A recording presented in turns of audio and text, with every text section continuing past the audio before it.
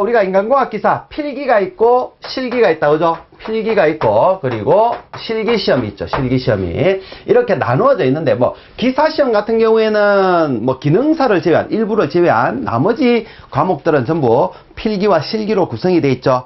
그렇게 했을 때, 제일 첫 번째 나오는 게 이제 인간공학 개론입니다. 개론. 인간공학이라는 게 뭐냐?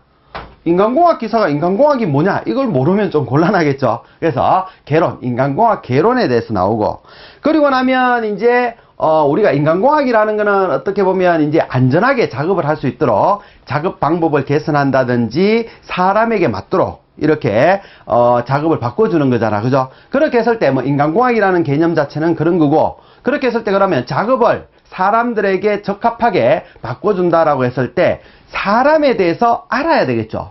사람의 뭐 예를 들어서 뭐 시각이 어떻고 청각이 어떻고 뭐 여러 가지, 그죠? 피부 감각이 어떻고, 아니면 우리가 이렇게 생활하는 공간에 있어서 넓이라든지 팔의 길이라든지 뭐 이런 것들 다 알고 있어야 되겠죠. 그런 부분을 다루는 게 이제 인간에 대한 생리학이다, 이렇게 보시면 되겠습니다. 생리학이라는 거는 어떻게 보면 이 눈에 보이는 뭐 팔의 길이, 뭐 어떻게 보면 뭐 이런, 그죠? 시각적인 부분, 청각적인 부분, 촉각적인 부분, 이런 부분을 다루는다라면 꼭 우리가 어떤 이런 물리적이라 그래야 됩니까? 이런 어떤 치수를 잴 수 있는 것도 있지만 사람이라는 거는 또 심리를 가지고 있는 거잖아, 그죠? 심리를 즐겁게 일했을 때 힘든 일도 뭐 피로를 느끼지 않고 할 수 있는 거고, 하기 싫은 일을 하게 된다라면, 그죠? 뭐 쉬운 일도 굉장히 피로를 많이 느끼게 돼 있죠. 이러한 사람의 심리에 따라서 또 달라지는, 그러다 보니까 이제 우리가 여기에서 심리학을 또 다루게 됩니다.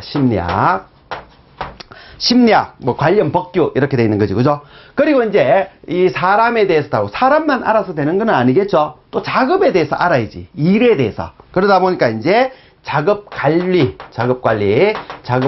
부분으로 나누어져 있다, 이렇게 생각하시면 됩니다. 그래서 4과목으로 구성되어 있고, 이 중에서 이제 각각 개론은 이제 뭐 여기에서도 각각 20문제씩 나오죠. 20문제. 각각이 여기에서는 비중이 똑같다, 이렇게 보시면 돼요. 필기에서는 크게 뭐 어느 과목이 중요하다.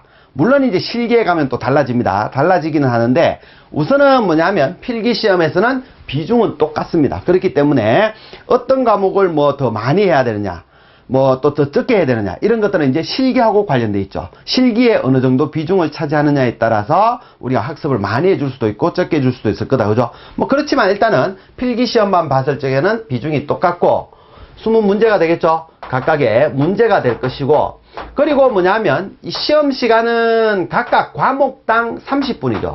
이거는 뭐 어떤 과목이든 다 정해져 있습니다.